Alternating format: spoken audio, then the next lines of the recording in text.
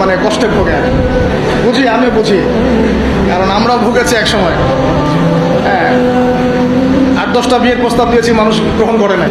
হ্যাঁ, কারণ হচ্ছে আমার টাকা পয়সা ছিল না, বাড়ি নাই, টাকা নাই, কিছু নাই।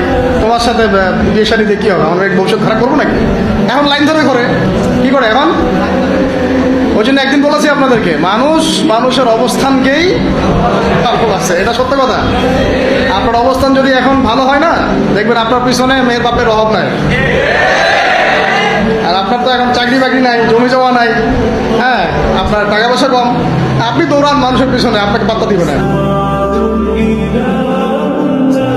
দুনিয়া খুব খারাপ, এই জন্য ভাই দুনিয়ার দাস হবেন না, আল্লাহর দাস হয়ে যান। দুনিয়ার পিছনে ছোটেন না, আল্লাহ আপনাকে দুনিয়া পায়ের সামনে এনে দিবে ইনশাআল্লাহ। আপনি আল্লাহর হয়ে যান, দুনিয়া আল্লাহ পাক আপনাকে পায়ের সামনে এনে দিবে ইনশাআল্লাহ। তখন দুনিয়ার প্রতি আপনার মোহ কাজ করবে, সিরিয়াসলি বলছি, মোহ কাজ করবে।